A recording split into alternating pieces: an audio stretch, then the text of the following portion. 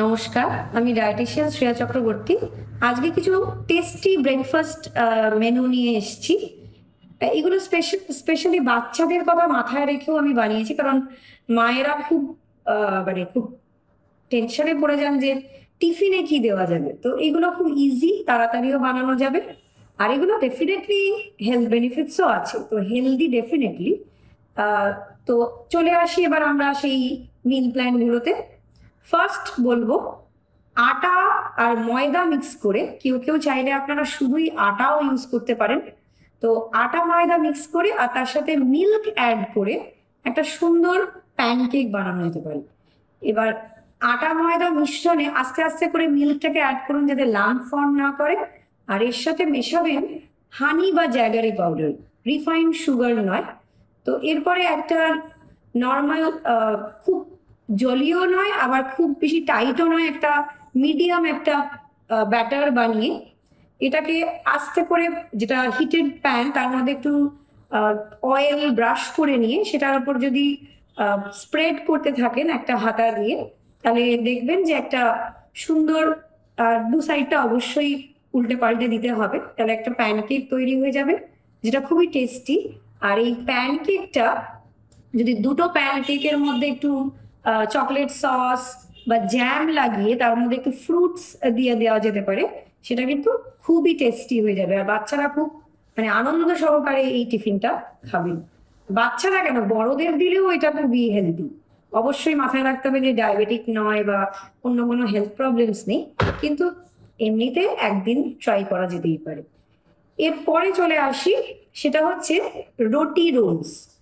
তো এই আমি কেন রুটির ওপরে জোর দিলাম, এটা আটা বা মাল্টিগ্রেন আটায় বানাতেই পারেন, কিন্তু পারাঠা নয়, যাতে তেলের ইউজেজটা কম থাকে। তো এই রুটির মধ্যে এবার আপনারা আগে থেকে চিকেন সেদ্ধ করে রেখে দিলেন, আর মানে রসুন, আদা রসুন দিয়ে একটু গোলমরিচ নুন দিয়ে, আর সবজিগুলোকেও সেদ্ধ করে রেখে দিলেন। তারপরে হালকা একটু অল্প অয়েলে একটু টস করে নেওয়া, দিয়ে ওটাকে রুটির মধ্যে দিয়ে দেওয়া হলো। আর ওর মধ্যে একটু চাট মশলা, একটু লেবুর রস, মানে ধনে পাতা, এগুলো দিয়ে, লঙ্কা নয়, যেহেতু বাচ্চাদের কথা যেহেতু মাথায় রাখছি, লঙ্কাটার ইউজেসটা খুব একটা বলছি না। তো সেই কারণে এই রুটি রোলটা কিন্তু মেনু প্ল্যানে রাখতেই পারেন, এটা কিন্তু খুবই টেস্টি। আর মানে হেলদিও, যেহেতু তেলের ইউজেজটা বেশি হলো না। এরপর চলে আসি যেটা হচ্ছে পনির বা ছানা দিয়ে টিকিয়া। তো এই এটাকে ভালো করে মিক্সার গ্রাইন্ডারে ছানা বা পনিরটাকে একটু গ্রেট করে নিয়ে ওর মধ্যে যে কোনো সবজি আর অল্প একটু বেসন দেওয়া যেতে পারে, যাতে ওটার মানে মানে হোল্ডিং ক্যাপাসিটিটা ভালো থাকে, ব্রেক করে নেওয়া যায়।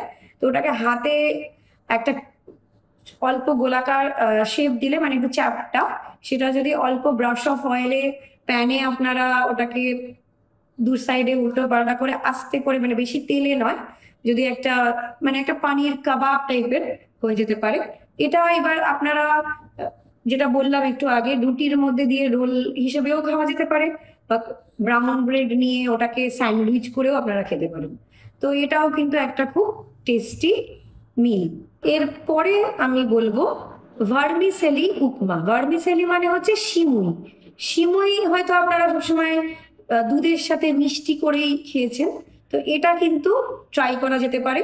এটা নোনতা মানে ভাবে সিমুইটাকে বানানো। তো এবার সিমুইটাকে সেদ্ধ করে নিন। আর বাচ্চাদের যদি বলেন যে সিমুই চাউমিন, তাহলে কিন্তু তারা খুবই ইন্টারেস্ট নিয়ে এটা খাবে। তো এটার সাথে এবার সবজিও দিয়ে দিন ছোট ছোট করে কেটে। আর সবজিগুলোকে যদি আগে থেকে সেদ্ধ করে নেওয়া যেতে পারে, তাহলে কিন্তু তেলের পরিমাণটা কম লাগে। তো ওই সবজিগুলো মানে যেরকম গাজর, বিনস, ক্যাপসিকাম, টমেটো, তো পেঁয়াজও দেওয়া যেতে পারে। আর হালকা আদা কুচি দিলে টেস্টটা আরেকটু এনহ্যান্স হয়। তো ওটা দিয়ে আর হালকা করে একটু ফ্রাই করে নিলে, এবার ওটার মধ্যে ভার্মিসেলি বা এই সিমইটাকে অ্যাড করে নিলেন। তারপরে এটা সুস্বাদু, এর মধ্যে পরিমাণ মতো নুন, গোলমরিচ দিয়ে একটা সুস্বাদু মিল ব্রেকফাস্ট কিন্তু তৈরি হয়ে যাবে। তো এরপরে আমি যেটা বলবো সেটা হচ্ছে ম্যাগি পকোড়া। এই ম্যাগি পকোড়া, ম্যাগি শব্দটা স্পেসিফিক্যালি সবাই ভাববেন যে এটা তো খুব একটা হেলদি নয়, কিন্তু মানে কখনো কখনো চিট মিল ডেতে এটা ব্রেকফাস্টে ট্রাই করা যেতে পারে, কখনো কখনো বাচ্চাদের টিফিনেও এটা দেওয়া যেতে পারে, তারা খুব এক্সাইটেড হয়ে এটা খাবে।